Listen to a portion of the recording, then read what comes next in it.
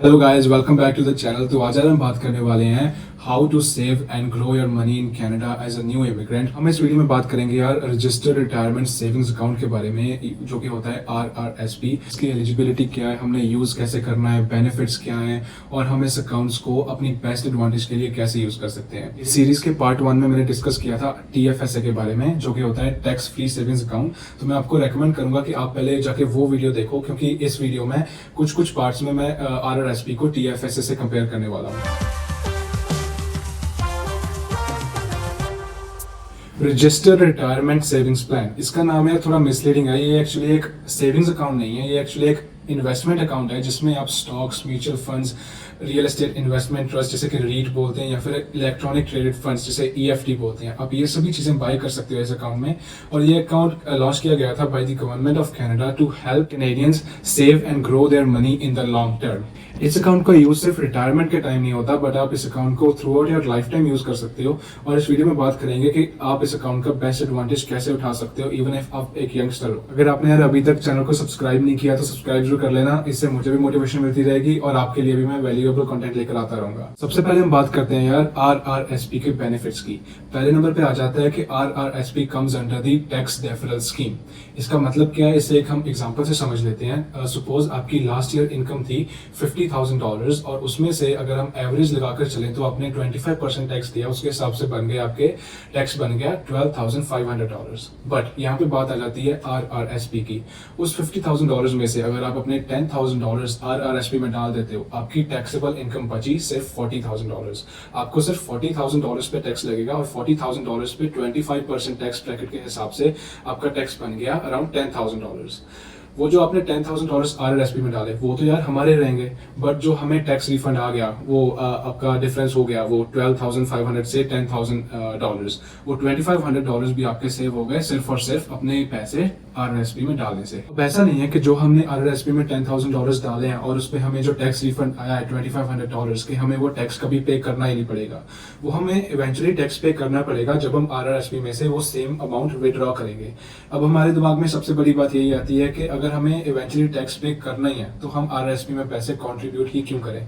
तो ये एक one of the biggest misconceptions है RRSP को लेकर, और इसके बारे में हम इस वीडियो में भी बात करने वाले हैं। Second benefit of RRSP is that it is a tax sheltered plan just like a TFSA।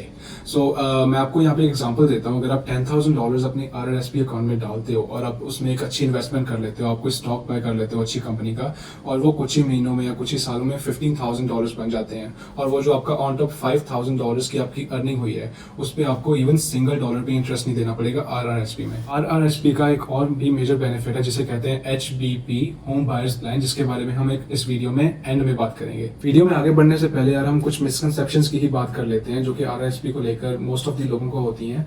तो पहले नंबर पे यार, जैसे हमने वीडियो के स्टार्टिंग में बात की थी कि जब हमें इवेंचुअली टैक्स पे करना ही पड़ेगा तो हमने कंट्रीब्यूट ही क्यों करना है RRSP में। फिर से सेम एग्जांपल लेते हैं। 50,000 आपकी एनुअल इनकम है, आपने $10,000 RRSP में डाल दिए और आपको $2,500 का टैक्स बेनिफिट हो गया।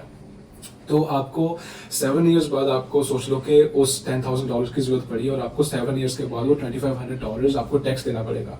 तो उन 7 इयर्स में आप यार गवर्नमेंट के $2,500 यूज कर रहे हो और आप उसका कुछ भी कर सकते हो। जैसे कि आप उसकी कोई अच्छी इन्वेस्टमेंट कर लो, कह लो कि 8% एनुअली आपने को अच्छे स्टॉक में पैसे डाल दिए, तो आपको वो कंपाउंडेड एनुअली 7 इयर्स में आपके वो $2,500 $3,800 बन जाएंगे।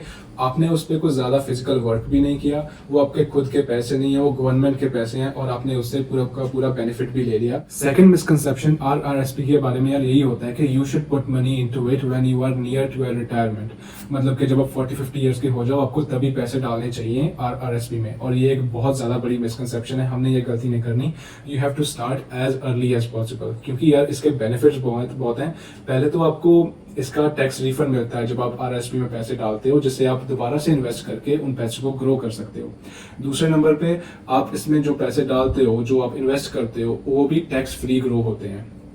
और आरआरएसपी में से आप जब भी चाहो तभी पैसे विड्रॉ करवा सकते हो। तो यार थोड़ा सा स्मार्ट वर्क करके और ज़्यादा नॉलेज रख के आप इन सभी चीज़ों का फ़ायदा उठा सकते हो। आरआरएसपी अकाउंट ओपन कौन करवा सकता है? तो यार इसका एलिजिबिलिटी क्राइटेरिया बहुत ही सिंपल है। अगर आप कनाडा में रहकर लीगली वर्क करके अपने टैक्सेस फाइल करते हो तो आप अपना आरआरएसपी अकाउंट ओपन करवा के उसमें कॉन्ट्रीब्यूट कर सकते हो। इसमें कोई भी मिनिमम एज रिक्वायरमेंट नहीं है। अगर आप 16 ईयर्स के स्टूडेंट हो, आप पार्ट टाइम जॉब करते हो, आप अपने टैक्सेस फाइल करके फिर भी अपना आरआरएसपी अकाउंट ओपन करवा सकते हो। आरआरएसपी अकाउंट हम ओपन कहां से करवा सकते हैं? तो यार इसके हमारे पास 2 ऑप्शंस होते हैं। फर्स्ट, आप 2 ऑनलाइन ऐप डाउनलोड कर सकते हो, जैसे कि वेल्थ सिंपल या क्वेस्ट्रेट। इन दोनों में से एक पे आप अपना अकाउंट बना के वहां से आप अपनी जर्नी स्टार्ट कर सकते हो आरआरएसपी की। दूसरा ऑप्शन होता है कि आप किसी भी बैंक में जाकर अपना आरआरएसपी अकाउंट ओपन करवा सकते हो। इसकी कोई भी अकाउंट ओपनिंग फीस नहीं होती और ना ही कोई मंथली फीस होती है अकाउंट की। आप जितने आरआरएसपी अकाउंट्स चाहो उतने ओपन करवा सकते हो, but you have to make sure कि आपकी जो टोटल कंट्रीब्यूशन लिमिट है वो आपकी एक्सीड ना हो। तो यही बात आ जाती है यार कंट्रीब्यूशन लिमिट्स की। आप आरआरएसपी में पैसे डाल कितने सकते हो? तो वो होता है 18% of your last years income. इसी चीज को एक एग्जांपल से देखते हैं। अगर आपकी लास्ट ईयर इनकम थी $1 लाख, तो आप इस साल उसका 18% जो कि हो गया $18,000 आरआरएसपी में कंट्रीब्यूट कर सकते हो।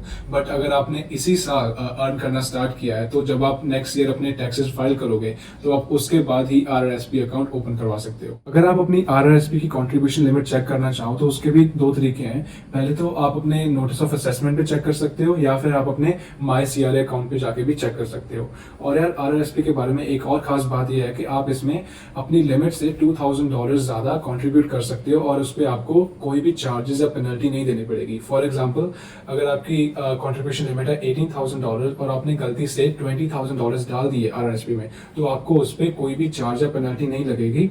और ये एक्स्ट्रा रूम आपको सिर्फ गवर्नमेंट के थ्रू दिया गया है ताकि अगर आपको मिस्टेक कर दो तो आपसे कोई एक्स्ट्रा चार्ज ना लिया जाए। बट अगर आप इससे भी ज्यादा ओवर कंट्रीब्यूट कर देते हो तो उससे आपको पेनल्टी लगेगी, जो कि होगी 1% on the contribution per month, या फिर in other words 12% per year. तो हमने ये गलती नहीं करनी, अपने कंट्रीब्यूशन रूम का ज्यादा से ज्यादा ध्यान रखना है। कुछ कंपनीज अपने एम्प्लॉयज के लिए आरआरएसपी कंट्रीब्यूशन मैच भी करते हैं। इसका मतलब क्या होता है कि अगर आप अपने आरआरएसपी अकाउंट में $1,000 डालते हो तो वो कंपनी आपके लिए $1,000 अपनी तरफ से भी आपके अकाउंट में डालेगी, तो आपका टोटल कंट्रीब्यूशन हो गया $2,000।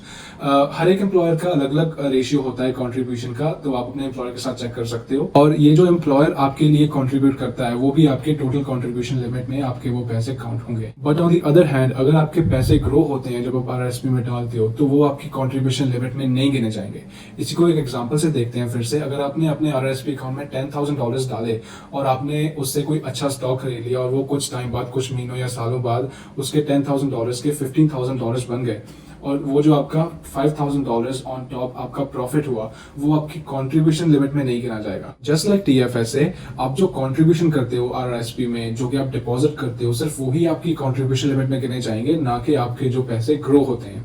और आरआरएसपी में अगर जो आपकी लिमिट है वो भी एक्यूमुलेट होती रहती है, जस्ट लाइक टीएफएसए। फॉर एग्जांपल, अगर आप 2018 में आरआरएसपी के लिए एलिजिबल हुए और आपने आज तक अगर उसमें कंट्रीब्यूट नहीं किया तो आपकी 2018 से लेकर आज तक की लिमिट एक्यूमुलेट होकर आपको इस साल में मिल जाएगी। अब यार हमने कंट्रीब्यूशन रूम्स के बारे में तो जान लिया, इसी पॉइंट में मैं एक और चीज ऐड करूंगा। अगर आप एक हाई इनकम रेंज में आ जाते हो, फॉर एग्जाम्पल अगर आपकी लास्ट ईयर की अर्निंग थी $3 लाख, तो आपका उस हिसाब से इस ईयर बन जाएगा $54,000 कंट्रीब्यूशन रूम इन अ टीएफएसए, जो कि बहुत ज्यादा होता है। इस हिसाब से तो यार गवर्नमेंट को टैक्स में बहुत ज्यादा लॉस होगा, तो इसीलिए गवर्नमेंट ने पर ईयर आपके कंट्रीब्यूशन रूम पे भी एक कैप लगा दिया है, जो कि है $31,560। इससे ज्यादा पर ईयर आरआरएसपी में नहीं कंट्रीब्यूट कर सकते। अब यार रूल्स की बात कर लेते हैं, and what you need to keep in mind while using the RRSP. तो पहला रूल तो ये आ जाता है कि if you withdraw money out of an RRSP that limit is permanently count. For example, अगर आप $10,000 आरआरएसपी में से विड्रॉ करते हो तो वो आपकी लिमिट हमेशा के लिए चली जाती है, तो वो आपको $10,000 की लिमिट दोबारा नहीं मिलेगी। अनलाइक एट टीएफएसए, जब आप टीएफएसए में से $10,000 विड्रॉ करोगे तो आपको वो सेम लिमिट नेक्स्ट ईयर मिल जाएगी। अब अगर आप कहो कि हमारे पास तो इतने फंड्स ही नहीं है इनिशियली आरआरएसपी में डालने के लिए, तो यहाँ बात आ जाती है फाइनेंशियल इंस्टीट्यूशंस की। आप बैंक में जाकर आरआरएसपी में कंट्रीब्यूट करने के लिए लोन भी ले सकते हो। हमें इस चीज को एक एग्जांपल से समझते हैं। फॉर एग्जांपल, अगर आपने $10,000 का लोन लिया बैंक से और आप उन्हें 5% इंटरेस्ट दे रहे हो उस लोन पे, पहले तो हम ये $10,000 जब हम RRSP में डालेंगे, पहले तो हमें $2,500 के आसपास उससे टैक्स रिफंड मिल जाएगा। दूसरे नंबर पे वो जो $10,000 हम कंट्रीब्यूट करेंगे उससे हमको अच्छी इन्वेस्टमेंट खरीद लेते हैं, जैसे कि स्टॉक्स, जिसका around 8 to 10% annual growth rate है, तो फिर भी हमें 3 to 5% का हमें प्रॉफिट उसमें भी मिल रहा है। हमारा थर्ड रूल आ गया अबाउट दी RRSP विड्रॉल। तो आप वैसे तो कभी भी RRSP में से पैसे विड्रॉ कर सकते हो, बट इसकी एक डेडलाइन सेट की गई है, वो है जब आप 71 ईयर्स के हो जाते हो, तब ये आपकी जो RRSP कंट्रीब्यूशन होगी, आपने जितने भी पैसे RRSP में डाल रखे होंगे वो ऑटोमेटिकली पेंशन में कन्वर्ट हो जाएंगे और वो आपको उसकी मंथली पेमेंट्स मिलने लग जाएगी। तो यार जब भी RRSP की बात होती है, आपने होम बायर्स प्लान HBP के बारे में तो सुना ही होगा, थोड़ी बात उसके बारे में कर लेते हैं। तो इस प्लान के अंदर ऐसे होता है कि आप अपने RRSP अकाउंट से अप टू $35,000 विड्रॉ कर सकते हो और वो भी टैक्स फ्री। बट इसके कुछ रूल्स होते हैं। ये जो आप घर बाय करोगे इन पैसों से, वो आपका प्राइमरी रेजिडेंस होना चाहिए, it should be in Canada, और वो आपका फर्स्ट हाउस होना चाहिए। और इसका एक और भी रूल ये है कि आपको ये जो आपने अप टू $35,000 विड्रॉ करें RRSP से, वो आपको नेक्स्ट 15 ईयर्स में दोबारा से उसमें कंट्रीब्यूट करने होंगे। अगर आप राइट टाइम की वेट कर रहे हो RRSP एंड TFSA में इन्वेस्ट करने के लिए, तो वो राइट टाइम कभी नहीं आएगा। You have to start as early as possible so that your money can grow tax free. अगर आपको कोई भी क्वेश्चन है, आप मुझे कमेंट सेक्शन में पूछ सकते हो, and make sure you subscribe to the channel. I will see you in next video next week.